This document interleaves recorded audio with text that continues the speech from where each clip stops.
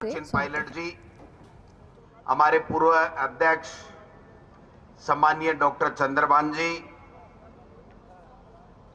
सम्माननीय मंत्री और निवर्तमान जिला अध्यक्ष प्रताप खाचरियावास जी, मंच के ऊपर मौजूद तमाम प्रदेश कांग्रेस कमेटी के पदाधिकारीगण, मंत्री साहिबान, विधायक साहिबान, बोर्ड कॉरपोरेशन के अध्यक्षगण, सामने विराज रहे कांग्रेस पार्टी के कार्यकर्ता, नेता, चारों अग्रणी संगठनों के प्रदेश अध्यक्ष और पदाधिकारीगण, मीडिया के मेरे साथियों, सबसे पहले मैं सम्मानित मंच का और तमाम कांग्रेस के कार्यकर्ता जो भी यहां पर इस महंगाई मुक्त भारत अभियान के इस कार्यक्रम में पधारे हैं, उनका स्वागत करता हूं, अभिनंदन करता हूं।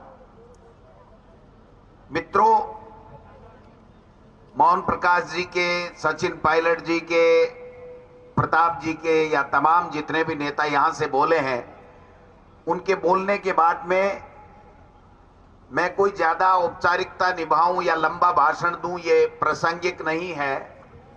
सबने अपनी अपनी बात कही है, लेकिन ये जो आज जो परिस्थितियां बनी हुई हैं कि केंद्र की मोदी सरकार, जिसने 2014 में हमारे देश के लोगों से एक वादा किया था कि हम लोग महंगाई को कम करेंगे, जो यूपीए सरकार के समय महंगाई बढ़ गई है। वहां पर कई बाबा भी आए थे, कई समाज सेवी भी आए थे, चाहे अन्ना हजारे हो, चाहे बाबा रामदेव हो। उन तमाम लोगों ने विभिन्न मंचों के ऊपर यूपीए सरकार को महंगाई कम नहीं करने के लिए कोसने का काम किया था। और आप सोशल मीडिया के माध्यम से उनके तमाम बयान, उनकी बाइट समय समय पर आप सुनते रहते हैं।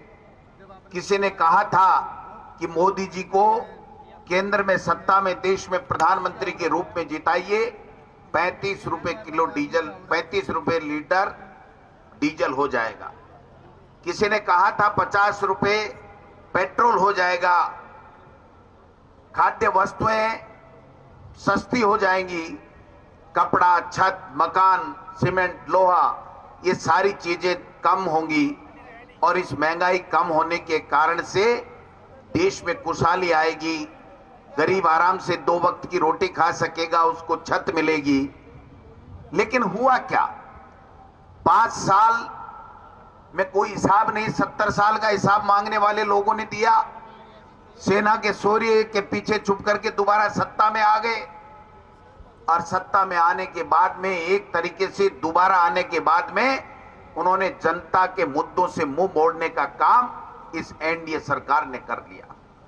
आप देखिए, मैं 3-4 मुद्दे जिनमें आप बेरोजगारों को रोजगार देने का मुद्दा हो, चाहे किसानों की आमदनी दुगुनी करने का मुद्दा हो, चाहे महंगाई कम करने का मुद्दा हो, भ्रष्टाचार समाप्त करने का मुद्दा हो, इनमें से एक मुद्दे के ऊपर भी देश के प्रधानमंत्री और हमारी केंद्र की सरकार ने कोई काम नहीं किया। आज जो डीजल और पेट्रोल के नाम से, महंगाई के नाम से पूरे देश में हमारी यूपीए सरकार को बदनाम करने का काम किया, और आज जब हम देखते हैं कि किसानों के साथ में जिस प्रकार का कुठाराघात हुआ, जिस प्रकार खून के आंसू रुलाए, और जो उसकी आमदनी दोगुनी करने की बात करने वाले लोग, आज आमदनी भी आधी रह गई और महंगाई दोगुनी नहीं बल्कि 10 गुनी बढ़कर के हो गई। आज किसान अगर खाद का कट्टा लेने जाता है, जो 1200 रुपए का कट्टा था, वो 1350 रुपए का कट्टा इन्हीं दिनों में हो गया। 1 करोड़ 20 लाख टन डीएपी खाद खरीद होती है, 3600 करोड़ रुपए का अतिरिक्त भार 62 करोड़ किसानों के ऊपर देश के अंदर पड़ता है। अकेली खाद की बात करना चाहता हूं, पेट्रोल और डीजल इन 15 दिनों के अंदर 13 बार बढ़ गए। और यही मोदी सरकार, जो 5 जो स्टेट के चुनाव थे, उस वक्त पेट्रोल और डीजल को एक तरीके से बंद कर दिया था कि ये बढ़े ही नहीं, और हम चुनाव जीत लें। और जीतने के बाद में अब आज 9-10 रुपए जिस प्रकार से बढ़ाने का काम किया है, आज यूपीए सरकार से और अगर हम आज की हमारी एनडीए सरकार से तुलना करें तो आप देख सकते हैं कि अगर यूपीए सरकार में जो पेट्रोल 71 रुपए 71.5 रुपए था, वो आज जो यूपीए सरकार के समय 55 रुपए 50 पैसे था, वो इन 6 महीनों के अंदर 20% राशि महंगाई की बढ़ोतरी खाद्य तेलों के अंदर हो गई है। आज हर व्यक्ति इस महंगाई की मार से पीड़ित है, लेकिन जो स्थितियां बनी है उसमें अगर कोई विरोध इस केंद्र की सरकार का कर रहा है तो वो केवल सोनिया गांधी, राहुल गांधी, कांग्रेस पार्टी और कांग्रेस पार्टी कर रही है। क्योंकि जितने भी क्षेत्रीय दल हैं वो केवल मोदी से डरे हुए हैं, या तो उन्होंने अपने स्वार्थ के लिए गठजोड़ कर रखा है, या मोदी नाराज हो जाएगा तो ईडी का छापा पड़ जाएगा, सीबीआई का छापा पड़ जाएगा, इनकम टैक्स वाले आ जाएंगे, सीबीआई वाले आ जाएंगे।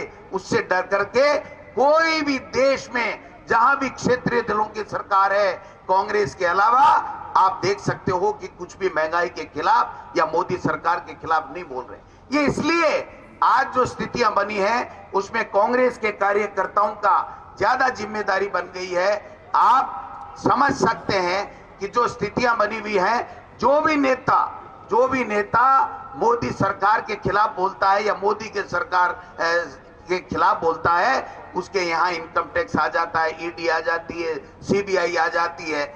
और जहां भी चुनाव होते हैं 12 महीने पहले ये मोदी जी अपने तामझाम लेकर के और धन बल का दुरुपयोग करके, सत्ता बल का दुरुपयोग करके वहां पर जाकर के और चुनाव जीतने के अभियान में लग जाते हैं। इनको देश के मुद्दों, देश के जनता के मुद्दों के ऊपर कोई सरोकार नहीं।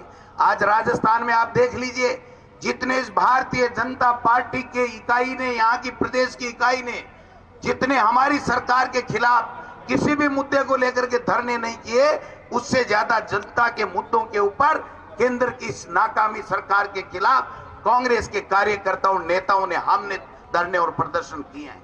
ये इस बात का द्योतक है कि कांग्रेस पार्टी हमेशा जनता के साथ में खड़ी रहती है, जनता के मुद्दों के साथ में खड़ी रहती है, और जहां भी जरूरत होती है केंद्र की सरकार को ये बताने की चेष्टा करती है कि आप इस जनता के वोट के कारण से बने हो, जनता के वोट से बने हुए आप चंद उद्योगपति मित्रों के, उनके वजीर बनकर के बैठ गए, ये चलने वाला नहीं है। मैं निवेदन करना चाहता हूं, हमने जब भी एआईसीसी निर्देश आते हैं तब हम लोग इसको अभियान को और गति देते हैं, लेकिन अब हमको आगे आने वाले समय में किसी का इंतजार करने की जरूरत नहीं है। आज चाहे पेट्रोल की बात हो, चाहे डीजल की बात हो, चाहे गैस सिलेंडर की बात हो, सीमेंट की बात हो, स्टील की बात हो, कपड़े की बात हो, तमाम मुद्दों के ऊपर जो महंगाई बढ़ी हुई है, उन मुद्दों के ऊपर हमको गांव-गांव, ठाणी-ठाणी में जाकर के हमारे लोगों को बताना पड़ेगा कि आपके साथ अनजस्टिस हो रहा है। आपको अगर कोई न्याय दिलाने का काम करेगा तो वो राहुल गांधी के नेतृत्व में, सोनिया गांधी जी के नेतृत्व में कांग्रेस का कार्यकर्ता कहेगा। कांग्रेस का कार्यकर्ता हमेशा जनता के साथ में खड़ा रहता है, कंधे से कंधे मिला करके उसकी समस्याओं को आवाज देने का काम करता है। मैं निवेदन करना चाहता हूं, इनके कान में जूं नहीं रहेगी जब तक हम लोग आक्रामक तरीके से इनके खिलाफ आंदोलन नहीं करेंगे, तब तक इनके कान में जूं नहीं रहेगी। आज राजस्थान में 25 में से 25 सांसद देने के बाद में मैं मीडिया के माध्यम से पूछना चाहता हूं, 1 रुपए का काम बता दीजिए, ये एक योजना बता दीजिए, एक प्रोजेक्ट इस राजस्थान के विकास के लिए लाया हुआ इस भारतीय जनता पार्टी के लोगों का बता दीजिए। एक दिन इन्होंने अगर मोदी के खिलाफ या मोदी के साथ मिलकर के एक फोटो बता दीजिए कि 25 में से 25 सांसदों ने अगर कोई मुद्दे उठाए हों जनता के राजस्थान में, कहीं पानी की बात हो या कोई दूसरी चीजों की बात हो, विकास की बात हो, अगर कहीं भी की हो तो आप बता दीजिए। कल परसों मैं पढ़ रहा था, शायद कल या परसों में, देश के प्रधानमंत्री ने हमारे एमपी के साथ बैठक की। अगर वो बैठक इस जनता के लिए होती, जनता के मुद्दों को सुलझाने के लिए होती, इस महंगाई को कम करने के लिए होती, तो मैं समझता कि देश के प्रधानमंत्री में कहीं न कहीं नैतिकता बची है। देश का प्रधानमंत्री इस महंगाई को कम करने के बारे में कम नहीं कर रहा है, लेकिन सोच रहा है। लेकिन उन्होंने कहा, जैसे किरोड़ी लाल मीणा जी जिस प्रकार से राजस्थान की सरकार के खिलाफ एक भड़काने का काम कर रहे हैं, गलत बयानबाजी कर रहे हैं और जिस प्रकार से माहौल बना रहे हैं कि राजस्थान में कांग्रेस की सरकार अच्छा नहीं कर रही है, इसके लिए किरोड़ी जी का धन्यवाद। और आप सब लोग इसी तरीके से कीजिए। उन्होंने एक शब्द ये नहीं कहा कि राजस्थान के 25 में से 25 सांसदों तुम जाकर के ये कहो कि मैंने इस केंद्र के बजट में ये पैसा दिया राजस्थान के लिए, ये पानी का प्रोजेक्ट दिया है। एक शब्द भी उन्होंने नहीं बोला और केवल ये कहते रहे कि आप तो माहौल बनाइए। और एक कल दोबारा चुनाव जीतने के लिए ये जो जिस प्रकार का एक हथियार लेकर के आए हैं उसको मैं बताना चाहता हूं। आपने आज के अखबारों में भी देखा होगा, आप सब लोग मीडिया के माध्यम से देखते रहते हो, एक केसरिया भगवा टोपी देश का प्रधानमंत्री पहन रहा है।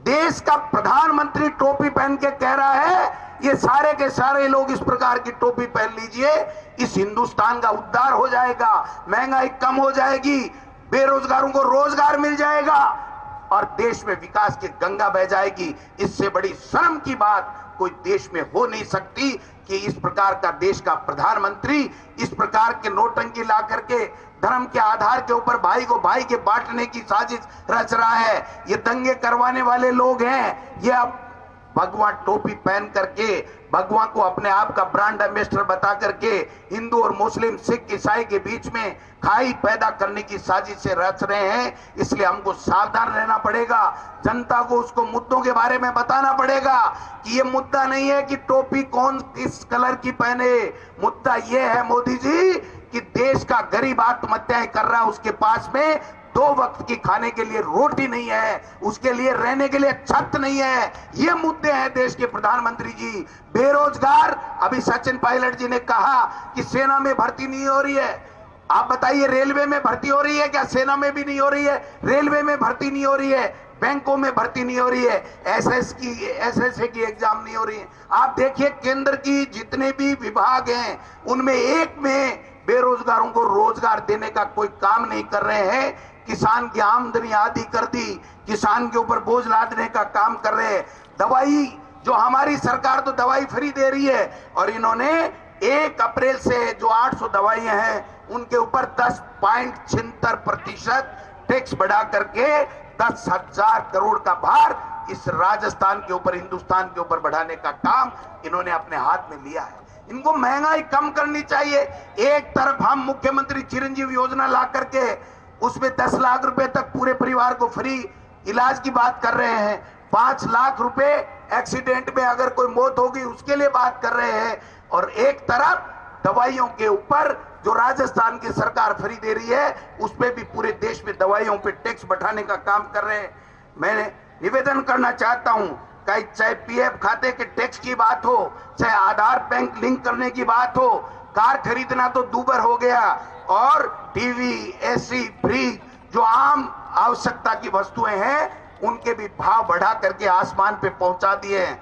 इसलिए हमारे कांग्रेस के कार्यकर्ताओं की, नेताओं की जिम्मेदारी ज्यादा बढ़ गई है। माननीय मंत्री महोदय, कई मंत्रियों को हमने कहा कि भाषण दीजिए, आंगली हिलाने लग गए। ये आंगली हिलाने का समय नहीं है। ये राजस्थान की सरकार ये कांग्रेस की बनी हुई है, कांग्रेस के कार्यकर्ताओं के आधार पे बनी है। जब जिसको मौका मिले यहां मंच से भी बोलिए, गांव में बोलिए, गली में बोलिए, सड़कों में बोलिए, प्रेस कॉन्फ्रेंस करिए। क्या बात है, ये जोश होना चाहिए। आम आदमी पिस रहा है, आदमी आत्महत्याएं कर रहे हैं गरीब, और हम अगर अंगुली हलाएंगे तो हम हमारी जिम्मेदारी से भागने की चेष्टा करेंगे। इसलिए जिम्मेदारी से भागने की आवश्यकता नहीं है। जहां 100 बुलाए वहां 500 लेकर के आओगे तब तो मानेंगे कि आप लोग और हम लोग, कांग्रेस के लोग राहुल गांधी के नेतृत्व में इस मोदी सरकार को हटाना चाहते हैं। जब 2023 में दोबारा सरकार लाने की बात कर रहे हैं, 2024 में जब हम मोदी को हटाने की बात कर रहे हैं, और आज सबसे बड़ा मुद्दा अगर कोई देश में है तो महंगाई भी है, बेरोजगारी भी है, किसान तड़प रहा है, ये भी मुद्दे हैं। इन मुद्दों के ऊपर हमको बात करनी पड़ेगी, हमको मुखर होनी पड़ेगी, और ये ऐसा समय लाना पड़ेगा कि लोग ये कहें कि मेरे को बोलने का मौका कैसे नहीं दिया, मैं मेरी बात कहता, तब जा करके हम इस देश में इस मोदी राज को हटाने में कामयाब होंगे। मैं आप सबसे एक रिक्वेस्ट करना चाहता हूं, आप सब लोग कांग्रेस का कार्यकर्ता आए, नेता आए, धन्यवाद, लेकिन और ज्यादा संघर्ष करने की आवश्यकता है।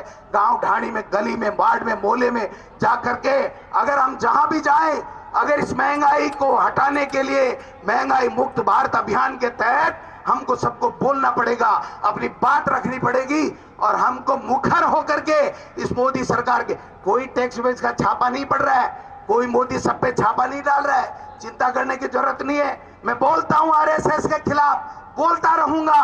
कभी आरएसएस के लोग चुनाव नहीं लड़ते हैं, भाजपा के लोग चुनाव लड़ते हैं। आरएसएस के लोग भाजपा के चुनाव की सरकार बनने के बाद में पर्दे के पीछे ये इस प्रकार का देश में माहौल गंदा करने का काम करते हैं, देश में शासन करने की कुचेष्टा करते हैं। अगर अब भी हम नहीं बोलेंगे तो फिर हम तभी नहीं बोलेंगे। इसलिए मैं निवेदन करना चाहता हूं, आप सब लोगों से आह्वान करना चाहता हूं, जब तक एक सांस है, जब तक इस खून का एक बूंद का कतरा भी हमारे शरीर में है, अगर हमने इस मोदी सरकार के खिलाफ संघर्ष नहीं किया, हमने लड़ाई नहीं लड़ी, तो ये देश का इतिहास, देश के नौजवान और आने वाली पीढ़ी हमको माफ नहीं करेगी। इन्हीं शब्दों के साथ आप सब लोग आए, आपका बहुत बहुत धन्यवाद। जय हिंद, जय भारत।